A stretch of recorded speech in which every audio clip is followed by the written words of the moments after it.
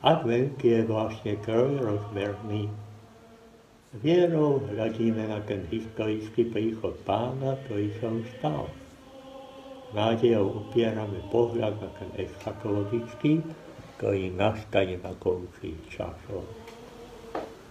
Láskou sa spočívajme v tom, na ktorý nás upozorňuje svätý František vo svojich napomenutiach, keď hovorí: hľa, denne sa ponižuje, ako vtedy, keď z kráľovského trónu prišiel do lona Panny. Denne k nám prichádza s pokorným výzorom. Denne zostupuje z otcovho lona na oltár v kňazových rukách. Týmto spôsobom je Pán stále so svojimi vernými, ako sám hovorí: hľa, ja som s vami po všetky dni až do skončenia sveta.